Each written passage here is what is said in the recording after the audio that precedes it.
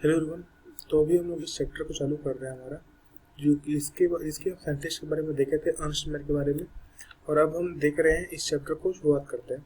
इसका नाम है द लिविंग वर्ड। ठीक है, तो इस चैप्टर का नाम है द लिविंग वर्ड, और ये इस बायोलॉजी का 11 बायोलॉजी का, या फिर अगर नेट के बायोलॉजी का बोले तो ये फर्स्ट चैप्टर आता है, द लिविंग वर्ड। ठीक है, और ये बहुत इजी चैप्टर है। इसमें शुरुआत का पोर्शन कुछ खास नहीं है, इसके आखिरी का पोर्शन थोड़ा इजी है, लेकिन हम सबको देखते चलेंगे क्योंकि ये बेसिक्स भी बनाते हैं। अब फर्स्ट चैप्टर तो उसको देखना पड़ेगा। चलिए देखते हैं लाइन बाय लाइन। देखिए, how wonderful is that living world. यहाँ से तो कोई काम का नहीं है, लेकिन फिर भी इसको देखते हैं, एक रीडिंग मारेंगे। Wide range of living types is amazing, the extraordinary habitats in which we find living organisms. देखो, ये चैप्टर एक नीट के परस्पेक्टिव से चैप्टर नहीं है। ये चैप्टर मैं बस पढ़ा रहा हूँ अपनी तरीके से, क्योंकि मेरे को ऐसा रिसर्च टाइप का पढ़ना बहुत अच्छा लगता है। तो क्या होता है, ये चैप्टर हम मजे के लिए पढ़े, ठीक है, मतलब साइंस के लिए, साइंस को समझने के लिए कि कैसा है, ताकि वो कैसे पढ़ने में बहुत मजा आता है। तो the extraordinary habitat in which we find living organism. ठीक है, the extraordinary habitat in which we find living organism. क्या ये वर्ल्ड, जिस वर्ल्ड में हम रहते हैं, वो एक एक्स्ट्रा ऑर्डिनरी हैबिटेट है। हैबिटेट बोले तो हैबिटेट क्या है? हैबिटेट वहाँ वो चीज़ है जहाँ पे लिविंग बींग्स रहते हैं, जैसे कि प्लांट्स। मतलब हैबिटेट मतलब एक ऐसा जगह है जहाँ पे सब मिल कर रहता है। ठीक है, जैसे कि प्लांट्स, पेड़ पौधे, ह्यूमंस, और बहुत सारे ना ऑर्गेनिजम्स, इंसेक्ट्स, ये सब मिलके जहाँ पे रहते हैं उसे हम एक एक्स्ट्राऑर्डिनरी हैबिटेट्स बोलते हैं, in which we find living organism मिलते हैं, बी इट कोल्ड माउंटेन्स। ठीक है, अब देखिए, अब अच्छा देखिए, ये सब चीज़ में और क्या क्या आता है। ठीक है, मैं तो लिविंग बींग का बात किया, लेकिन यहाँ पे और भी बहुत चीज़ आता है, जैसे कि जो नॉन लिविंग बींग्स है, मतलब एक हैबिटेट में आता क्या क्या है। ठीक है, cold mountains, deciduous forests, oceans, fresh water lakes, deserts और hot spring leave us speechless. है कि नहीं? देखिए कितनी अच्छी बात है। मतलब जब हम इस दुनिया की बात करते हैं तो दुनिया में क्या क्या आता है कि जहाँ पे हम रहते हैं, मतलब इस अर्थ की बात करें, ये भी एक हैबिटेट है। ठीक है, तो अगर हम इसकी बात करें तो कितने ओशंस हैं, डेसिडुअस फॉरेस्ट्स हैं। आप अलग अलग, अगर आप ट्रेवल पे निकले तो आपको पता नहीं अलग अलग सौच प्रकार की चीज़ें देखने को मिलेगी। कहीं पे आपको ठंडे ठंडे पहाड़ देखने को मिलेंगे, कहीं हरे भरे पहाड़ देखने को मिलेंगे, कहीं पे सूखे पहाड़ देखने को मिलेंगे। अलग अलग तरह की फॉरेस्ट होते हैं, है कि नहीं, क्योंकि बहुत पानी वाली, जहाँ पे पानी बहुत गिरता है, वो कुछ खास नाम याद नहीं है, क्योंकि लेकिन कुछ कटीले वाले पहाड़ होते हैं, जंगल होते हैं, है ना, जो कोनिकल ट्रीज होता है, जिसमें डिसिडुअस फॉरेस्ट हो गया, ओशंस हो गया। ओशंस के भी तो 60 टाइप के ओशंस है, और हर टाइप का अलग अलग होता है। पैसिफिक से अलग का पानी थोड़ा अलग दिखता है, हर इससे भी डिफरेंस है। ठीक है, फ्रेश वाटर लेक्स, कहीं पे एक लगून्स हैं, एकदम हाइपर सलाइन लगून्स है, सबसे डिफरेंस मिलेंगे। डेजर्ट्स हैं, कहीं पे डेजर्ट्स के भी टाइप होते हैं, कि नहीं, कहीं पे जैसे कि बर्फ वाला जो डेजर्ट है, एक रेगिस्तान वाला डेजर्ट है, और hot springs leave us speechless. ये सब चीज़ हमको स्पीचलेस, मतलब आप जब वर्ल्ड को देखने के लिए निकलेंगे तो आपको बहुत मजा आएगा। ये कितना सुंदर है, और ये आपको अमेज कर देगा हर बार। ठीक है, the beauty of galloping horse of the migrating birds. ये देखिए, of the migrating birds, the valley of flowers और the attacking shark evokes awe and a deep sense of wonder. ठीक है, तो ये सब हमको अमेज कर देता है। The ecological conflict and cooperation among members of population and among population of a community, or even the molecular traffic inside a cell make us deeply reflect on what indeed is life। क्या बोल रहा है? The ecological conflict and cooperation among members of a population and among population of a community, or even the molecular traffic inside a cell make us deeply reflect on what indeed is life। मतलब कुल मिला के क्या समझने की कोशिश कर रहे हैं, हम लाइफ को समझने की कोशिश कर रहे हैं कि this question has two implicit question within it. The first is technical one and 6 answer to what living is as opposed to the non living। मतलब living क्या है, एक non living के अगर हम देखें तो living और non living क्या है कि नहीं। and the second is philosophical one and 6 answer to what purpose of life is। as scientist we shall not attempt answering second question। देखिए क्या बोल रहा है कि यहाँ पे दो टाइप के क्वेश्चन आते हैं कि लाइफ क्या है ना, एक मतलब लाइफ क्या है। अगर हम इसको साइंस की बेसिस पे देखें तो हम इसको साइंस के बेसिस पे एक्सप्लेन करेंगे कि लाइफ क्या है, कि मतलब क्या हमको लिविंग बना रहा है। ठीक है, ये हमारा मेन कॉन्सेप्ट हो जाता है जब हम साइंस के बेसिस पे बात करते हैं। लेकिन वही चीज़ जब हम फिलोसफी के बारे में बात करते हैं तो मतलब हमको जीना क्या है, वो जीना कैसे चाहिए, हमको जीना मतलब ज़िंदगी क्या है, तो ये एक फिलोसफिकल क्वेश्चन है। ठीक है, तो आपको बताएगा कि कोई बोलेगा कि मुझे से जीना ही जिंदगी है, मुझे से खाना ही जिंदगी है, ठीक है। ये फिलोसफिकल क्वेश्चन है, हम इस बात पे तो बात नहीं करेंगे, एनसीईआरटी भी वही बोल रहा है क्योंकि हम साइंस पढ़ रहे हैं, तो साइंस के बारे में बात करेंगे कि व्हाट इज लिविंग। तो when we talk about the science, it's about explaining in the scientific term, ठीक है, कि what is making us living, like that question, okay. तो व्हाट इज लिविंग, तो यहाँ से क्वेश्चन आता है व्हाट इज लिविंग, ये is completely science perspective, okay. तो व्हाट इज लिविंग, तो अब इस चीज को देखते हैं कि इस चीज को देखिए समझना बहुत जरूरी है, ठीक है, कि व्हाट इज लिविंग। आप कोई भी एग्जाम पे बहुत अच्छा परफॉर्मेंस तब कर पाएंगे जब आपका कॉन्सेप्ट क्लियर होगा, ठीक है। ऐसा नहीं होता है कि आप आए और सीधा फैक्ट्स को याद करें और सीधा टी लगने लग जाए, ठीक है, ऐसे नहीं होता। आपको एक डीप अंडरस्टैंडिंग होनी चाहिए किसी भी टॉपिक का कि आप इसको पढ़ के जा रहे हैं। अगर आपको जो डीप अंडरस्टैंडिंग होता है इस टॉपिक के बारे में, तब क्या होता है ना, तो दिमाग नहीं चलाना पड़ता, ठीक है, मतलब क्वेश्चन देखते बन जाएगा। जैसे कि अगर आपको बाइक चलाना आता है या स्कूटी चलाना आता है, तो क्या होता है कि एक टाइम बाद आपको एकदम फ्लुएंट आ जाता है, ठीक है। बाइक पर बैठे अपने आप गियर दबेगा, अपने आप ब्रेक लगेगा, अपने आप क्लच दबेगा और एक बारी चलने लगेगा। इनको याद नहीं आएगा हर बार कि हाँ आप क्लच दबाना है, आप ब्रेक दबाना है। एक टाइम बाद फ्लुएंटली लेवल आ जाता है, ठीक है। तो when we talk about what is living, so when we try to define living, we conventionally look for distinctive characteristics exhibited by living organisms, ठीक है। When we try to define living, अब हमको define करना है क्या what is living, so then when we conventionally look the distinctive characteristics exhibited by living organisms, growth, reproduction, ability to sense environment and mount a suitable response come to our mind immediately as unique feature of living organisms, ठीक है। तो when we try, फिर से पढ़ते हैं, when we try to define living, we conventionally look for distinctive characteristics exhibited by living organisms, क्या जब भी हम एक minute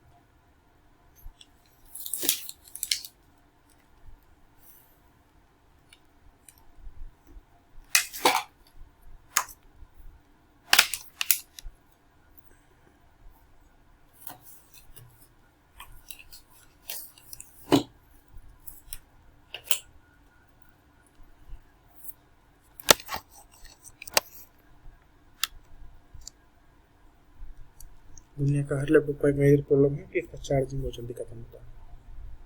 What is living? When we try to define living, we conventionally look for distinctive characteristics exhibited by living organisms. अगर हम living की बात करें लिविंग क्या है, तो हमको कैसे पता चलेगा कि लिविंग क्या है, मतलब हम कैसे बोल सकते हैं कि ये चीज़ जिंदा है, ठीक है। तो क्या है वो कैरेक्टरिस्टिक जो उसको जिंदा बना रहा है, तो उस चीज़ के लिए हमको किसको देखना पड़ेगा, जो चीज़ जिंदा है, मतलब लिविंग बींग्स को देखना पड़ेगा। तो लिविंग बींग्स को देख के करेंगे क्या, मतलब उसको देखेंगे कि इसका कैरेक्टरिस्टिक्स क्या है जो कि एक लिविंग बींग प्रोसेस करता है और एक नॉन लिविंग प्रोसेस नहीं कर पाता है। इस दोनों में डिफरेंस करेंगे, कंपैरिजन करेंगे कि क्या है वो चीज़। तो क्या क्या चीज़ है जो लिविंग बींग प्रोसेस करता है, पहला है ग्रोथ, उसके बाद है रिप्रोडक्शन, उसके बाद है एबिलिटी टू सेंस इन्वायरमेंट, आसपास के इन्वायरमेंट को सेंस कर लेता है, कहीं भी खतरा दिख रहा है उसको, कहीं भी ठंडी लग रहा है, गर्मी लग रहा है। नॉन लिविंग को सेंसिंग में फर्क नहीं पड़ रहा, ठीक है। तो growth, reproduction, ability to sense environment and mount a suitable response come to our mind immediately as unique feature of living organism, ठीक है। ये सब हमारे दिमाग में आ जाता है क्योंकि लिविंग ऑर्गेनिज्म के एक मतलब एक यूनिक फीचर्स है ना।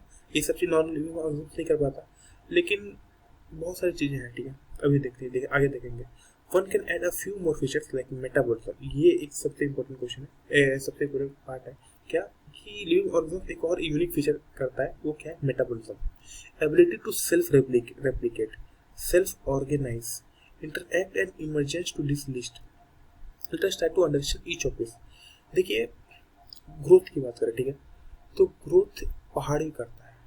पहाड़ एक टाइम छोटा सा, उसके ऊपर आप धुलाते गया वो बड़ा होता गया, फिर तो ग्रोथ किया, क्या वो लिविंग है, वो नॉन लिविंग है, ठीक है। तो लेकिन ग्रोथ भी करता है, ठीक है। तो ग्रोथ ये मतलब पूरा क्लियरली नहीं बता पा रहा, ठीक है, कि ये लिविंग है कि नॉन लिविंग है, लेकिन कुछ बातें हैं जो क्लियरली बता, जैसे कि मेटाबॉलिज्म रोबोट नहीं कर पाएगा, मेटाबॉलिज्म सिर्फ और लिविंग ऑर्गेनिज्म करता है, और मेटाबॉलिज्म एक बहुत इंपॉर्टेंट चीज़ है, अगर ऐसा नहीं करेगा तो वो जिंदा भी नहीं रह सकता। एबिलिटी टू सेल्फ रेप्लिकेट, ये भी एक बात है, हमारे से सर्टेन सेल्फ रेप्लिकेट करते रहते हैं। सेल्फ ऑर्गेनाइज, ये खुद से वो करता है, ठीक है। तो ये सब इंपॉर्टेंट मतलब हॉट फीचर है, मतलब बढ़िया फीचर्स है जो कि एक जो हम बोल सकते हैं, ठीक है। रिप्रोडक्शन और ये growth, ability to sense environment, यार एआई भी कर लेता है, ठीक है, रोबोट भी कर लेता है, आसपास के टेम्परेचर बता देता है, वो क्या टेम्परेचर है कि नहीं, थर्मामीटर बता देता है क्या टेम्परेचर है, सेंस तो कर लिया वो, ठीक है। वो लिविंग थोड़ी ना हुआ, तो ये वाला जो पार्ट है ना, जो ये मेटाबॉलिज्म और ये वाला जो पार्ट है, ये पार्ट ज़्यादा अच्छा पार्ट है अगर हम एक डिफाइन करना चाहें तो। Living metabolism, self replicate, self organise. अब इसी चीज़ को और थोड़ा डिटेल में देखते हैं। ऑल लिविंग ऑर्गेनिजम्स ग्रो, क्या बात कर रहा है कि ऑल लिविंग ऑर्गेनिजम्स ग्रो करता है, ठीक है, हर एक लिविंग ऑर्गेनिज्म ग्रो करता है। Increase in mass and increase in number, of individuals are twin characteristics of growth. Growth क्या है? पहली बात मास में, देखिए यहाँ पे क्वेश्चन एक बार आया हुआ था, ये वाला क्वेश्चन आया हुआ, ठीक है, ये चीज को क्लीन से लिख रहा हूँ, ये वाला क्वेश्चन आया हुआ था। ये क्या हुआ था कि ग्रोथ का ट्विन कैरेक्टरिस्टिक्स क्या है? तो all living organism grow, living organism, तो ये भी एक क्वेश्चन है कि क्या ऑल लिविंग ऑर्गेनिज्म ग्रो करते हैं, ये ट्रू फॉल्स में आ जाएगा, ट्रू फॉल्स टाइप में आ जाएगा। तो हाँ, ऑल लिविंग ऑर्गेनिज्म ग्रो करते हैं, ठीक है। इंक्रीज इन मास, या increase in mass and increase in number of individuals are twin characteristics of growth, ठीक है, दो टाइप के। पहले इंक्रीज इन मास मतलब कि उसका जैसे हमारा वेट बढ़ता है बड़े होने के साथ साथ, तो ये हमारा इंक्रीज इन मास हुआ, ठीक है। तो ये एक टाइप का ग्रोथ है, एक कैरेक्टरिस्टिक्स है ग्रोथ का। और दूसरा क्या है? Increase in number of individuals, ठीक। तो increase in number of individuals भी तो ग्रोथ हुआ एक टाइप का, जैसे कि हमारे सेल्स लगातार बढ़ते जा रहे हैं, तो क्या हुआ? हमारा सेल्स बढ़ा, इससे हमारा मास बढ़ गया, ठीक है। तो ये तो इंक्रीज इन मास है। Increase in number of individuals, ठीक है, तो ये किस ग्रोथ है? ये उसके पॉपुलेशन का ग्रोथ है, ठीक है। तो ये तीन कैरेक्टरिस्टिक्स है ग्रोथ के, क्या? Increase in mass and increase in number. अब देखिए, अब multicellular organism grow by cell division. Multicellular organism growth by cell division. हम भी मल्टीसेलुलर हैं और भी बहुत सारे ऑर्गेनिज्म मल्टीसेलुलर हैं, तो वो कैसे ग्रोथ करते हैं? सेल डिवीजन करके। एक सेल डिवीजन हमारे शरीर में हर समय सेल डिवीजन होता रहता है, ठीक है नहीं। In plants this growth by cell division occurs continuously throughout their life span, ठीक है। ये बात पता है, प्लांट्स पूरे अपने लाइफ स्पैन में वो कंटिन्यूअसली ग्रोथ करते हैं, जबकि ह्यूमंस तो एक टाइम बाद स्टॉप कर देते हैं, कि नहीं। हमारा जो हाइट है ये भी करीब 18-20 तक बढ़ता है, उसके बाद वो रुक जाता है, उसके बाद वो नहीं बढ़ता है जो है कि नहीं। लेकिन प्लांट्स के साथ ऐसा नहीं, वो जीवन भर ग्रो करते रहते हैं, ठीक है। तो ये बात है। In animals this growth is seen only up to certain age, ठीक है। However cell division occurs in certain tissues to replace lost cell. देखिए, ठीक है, अगर बात करें कि ग्रोथ का है कि नहीं, ग्रोथ की बात करें तो ह्यूमन का ग्रोथ एक टाइम के बाद रुक जाता है। तो क्या सेल डिवीजन होना भी रुक गया? नहीं, सेल डिवीजन होना नहीं रुका है, ठीक है। कहीं भी डैमेज हो गया तो सेल आएगा, सेल का एक लाइफ स्पैन होगा, ठीक है। वो सेल उस टाइम बाद मर रहा है और उसके बाद उसके लिए नया सेल बन रहा है। तो सेल डिवीजन कंटिन्यूस प्रोसेस है, लेकिन ग्रोथ कंटिन्यूस प्रोसेस नहीं है ह्यूमन के केस में। प्लांट के केस में ग्रोथ तो कंटिन्यूस है ही, सेल डिवीजन तो होगा ही, है कि नहीं। तो unicellular organisms grow by cell division. Unicellular organism भी कैसे करेंगे? सेल डिवीजन से ग्रो करेंगे। One can easily observe in vitro cultures by simply counting the number of cells under the microscope, है कि नहीं, वो दिख जाता है माइक्रोस्कोप में। In majority of higher animals and plants, growth and reproduction are mutually exclusive events, ठीक है। क्या है म्यूचुअली एक्सक्लूसिव इवेंट? इसका मतलब क्या होता है? Mutually exclusive events, mutually inclusive event relatable नहीं है। म्यूचुअली एक्सक्लूसिव मतलब इन दोनों से का कोई रिलेशन नहीं है, ठीक है। जैसे कि in higher animal and plants growth और रिप्रोडक्शन दोनों सेपरेट है, अलग अलग चीजें हैं, ठीक है। मेरा ग्रोथ हो रहा है और मैं रिप्रोडक्शन कर रहा हूँ, ये दोनों चीज अलग अलग है, ठीक है। मेरा ग्रोथ हो रहा है तो मेरा मास बढ़ रहा है, रिप्रोडक्शन कर रहा हूँ वो मेरे जैसा एक अलग ऑर्गेनिज्म आ रहा है जो कि इसमें वेरिएशंस है, वो कंप्लीट मेरा क्लोन नहीं है, ठीक है। तो अगर मैं तो इसीलिए मैं उसको रिप्रोडक्शन बोलता हूँ, ठीक है। वो रिप्रोडक्शन किया एक अलग चीज़ है, और मेरे बॉडी मास का ग्रोथ होने का इन दोनों का कोई लेना देना नहीं है। ये दोनों म्यूचुअली एक्सक्लूसिव इवेंट्स, दोनों अलग अलग सेपरेट है, ठीक है। तो समझ आ रहा है एक्सक्लूसिव इवेंट मतलब क्या हुआ? ग्रोथ और reproduction are mutually exclusive in higher animal, ठीक है, याद रखना, higher animal and plants. One must remember that increase in body mass is considered as growth. Non-living objects also grow. If you take increase in body mass as a criterion for growth, mountains, boulders and sand mounds do grow. बताया कि पहाड़ है, धूल आता जा रहा है, वो बड़ा होता जा रहा है, ठीक है। धूल पत्थर को देखे, मतलब मिट्टी को देखे, मट्टी आते जा रहा है, मट्टी इतना बड़ा हो गया जम के, है कि नहीं? तो ग्रोथ तो कर लिया वो, लेकिन वो नॉन लिविंग बीइंग है, ठीक है? तो how this kind of growth exhibited by non living objects is by accumulation of material, ठीक है? क्यों हुआ? क्योंकि वहाँ पे जो वो जिस मटेरियल का है वो मटेरियल एक्यूमुलेट हो गया, accumulation of material on this surface, ठीक है? In living organisms growth is from inside. देखिए, जब हम नॉन लिविंग बीइंग की बात करें तो वो इनसाइड ग्रो नहीं कर रहा है, वो ग्रो तभी करेगा जब एक्सटर्नली उसके ऊपर वो मटेरियल एक्यूमुलेट हो जाएंगे। लिविंग बीइंग के साथ ऐसा नहीं है। मैं ऐसा हूँ, क्या बाहर से कहीं से सेल आके मेरे में चिपक जाएगा और मैं ग्रोथ हो जाऊंगा? ऐसा नहीं होगा, ठीक है? वो इनसाइड ग्रोथ होगा। जब मैं कुछ खाऊंगा, न्यूट्रिशन मिलेगा, एनर्जी मिलेगा, सेल डिफियर होगा और सेल यहाँ से बढ़ेगा, ठीक है? तो वो इंटरनल ग्रोथ है। इसमें लिविंग बीइंग्स में, नॉन लिविंग बीइंग्स में ग्रोथ कैसा है? एक्सटर्नल ग्रोथ है, एक्सटर्नली मटेरियल आके एक्यूमुलेट हो जा रहा है। ह्यूमन लिविंग बीइंग्स में ऐसा नहीं हो रहा, लिविंग बीइंग्स में इंटरनल ग्रोथ हो रहा है, ठीक? दोनों में डिफरेंस है।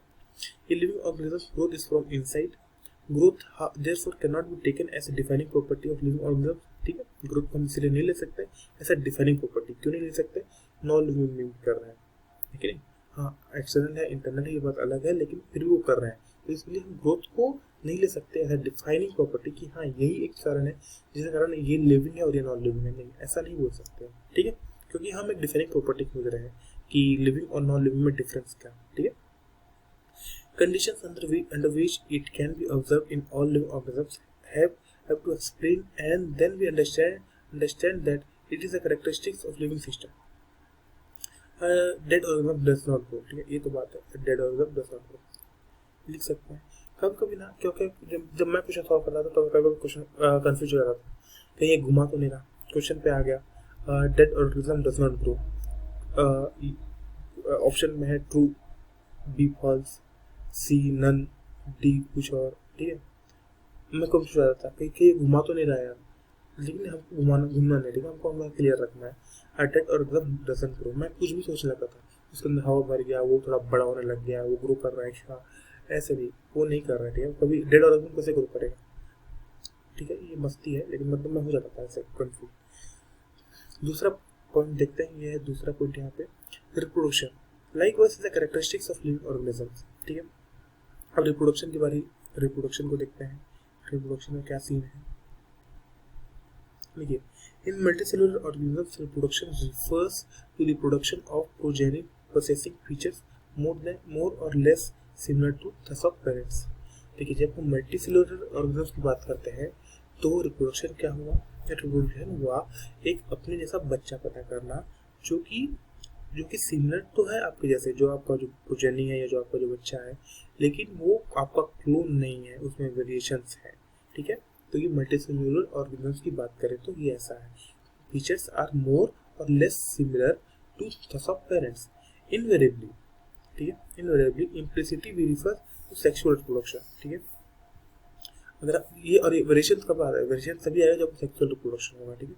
तो organisms reproduce by asexual means also, ठीक है? रिप्रोडक्शन एसेक्सुअल भी होता है, ठीक है? अभी देखते हैं। Fungi multiply and split easily due to the millions of asexual spores they produce in lower organisms like yeast, क्या है? Yeast and hydra we observe budding, ठीक है? ये सब चीज आगे आता है जब एनिमल वो देखते हैं ना, एनिमल वाला पार्ट, एनिमल किंगडम वाला पार्ट, और उसके पहले क्लासिफिकेशन वाला पार्ट, तो वहाँ पे सब चीज देखने को मिल जाता है। लेकिन यहाँ पे भी हम देख सकते हैं कि बडिंग का अगर बात करें तो कहाँ पे आ रहा है? यीस्ट, ऐसे यहाँ पे लिख सकते हैं ऐसे, ठीक है? यीस्ट प्लस हाइड्रा, ठीक है? क्या शो कर रहा है? बडिंग। यीस्ट प्लस हाइड्रा क्या शो कर रहा है? बडिंग, ठीक है? तो ये एसेक्सुअल फॉर्म ऑफ रिप्रोडक्शन की बात कर रहा है। अब सेक्सुअल तो हम मतलब सेक्सुअल तो करते हैं, ठीक है? अब एसेक्सुअल भी इम्पोर्टेंट है क्योंकि ये भी एक टाइप ऑफ रिप्रोडक्शन है, ठीक है? तो एसेक्सुअल में ज़्यादा वेरिएशन नहीं होते, तो सामने वाला जो पार्ट आता है वो क्लोन होता है अपने माँ बाप का, क्योंकि वेरिएशन कब आता है? जब सेक्सुअल रिप्रोडक्शन होता है, ठीक है? तो एसेक्सुअल रिप्रोडक्शन वो भी एक टाइप ऑफ रिप्रोडक्शन है, ठीक है? ईस्ट हाइड्रा क्या कर रहे हैं? बर्डिंग कर रहे हैं। फंजाई क्या कर रहा है? तो स्पोर्ट एसेक्सुअल स्पोर्ट से मल्टीप्लाई कर रहे हैं, मतलब वो बहुत ज़्यादा मतलब स्प्रेड हो रहा है, ठीक है? प्लिनेरिया इंपॉर्टेंट है, यहाँ पे ये क्वेश्चन तो आता ही है, बहुत नॉर्मल है, मतलब ये क्वेश्चन तो बनना ही चाहिए, ठीक है, और आपको हमेशा याद होना चाहिए। क्या करेगा, प्लेनेरिया एक प्लेटफॉर्म है, एक पॉइंट लिया हो गया, क्या है, अगर यहाँ पे लिखे हम दूसरा पॉइंट तो ठीक है, क्या है, प्लेनेरिया, ठीक है, प्लेनेरिया क्या है, प्लेनेरिया एक प्लेटफॉर्म है, ये क्वेश्चन भी आ जाएगा, ठीक है, यहाँ पे कंफ्यूज हो जाएंगे, क्या है, प्लेनेरिया एक प्लेटफॉर्म है, ठीक है, वी ऑब्जर्व ट्रू रीजनरेशन, क्या है, वो क्या शो कर रहा है, रीजनरेशन, अच्छा कौन से टाइप का रीजनरेशन, ट्रू रीजनरेशन, प्लेनेरिया एक प्लेटफॉर्म, एक मिनट, क्या शो कर रहा है,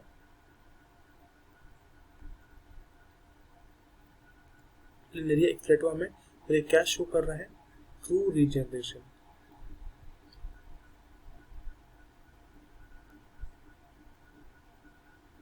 ठीक है, ट्रू रीजनरेशन शो कर रहा है, ये क्वेश्चन आता है, ठीक है, क्या पूछेगा कि क्वेश्चन पूछने का टाइप है, ठीक है, आपको इतना चीज आता है, लेकिन इसका मतलब ये नहीं क्वेश्चन बन जाएगा, जैसे कि पूछ रहा है कि true regeneration is shown in which platform, answer planaria होना चाहिए।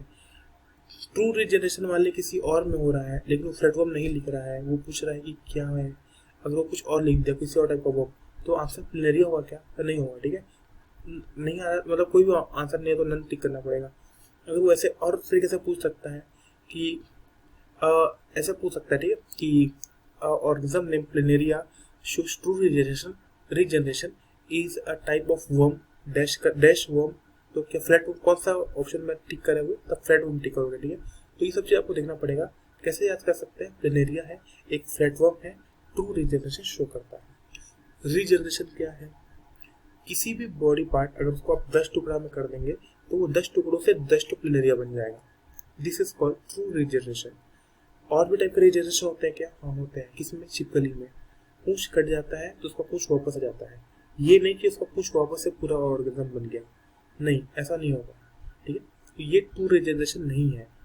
एग्जाम्पल छिपकली है कि नहीं, पूंछ कटा तो नया पूंछ आ जाएगा, मेरा हाथ कटा नया हाथ आ जाएगा, ये रीजनरेशन है, ट्रू रीजनरेशन नहीं है।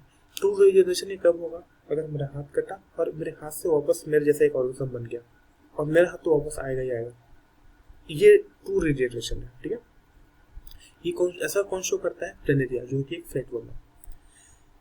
That is a fragmented organism regenerates the lost part of its body and becomes a new organism, समझ रहे हैं, वो एक नया ऑर्गेनिज्म बन जाएगा, ये ट्रू रीजनरेशन।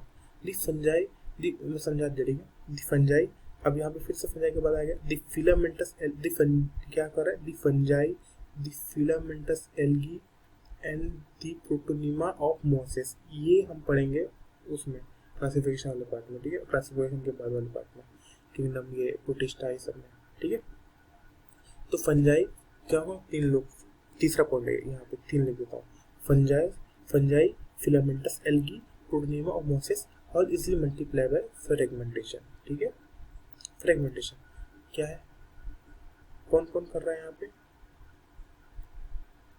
फंजाई, उसके बाद क्या है,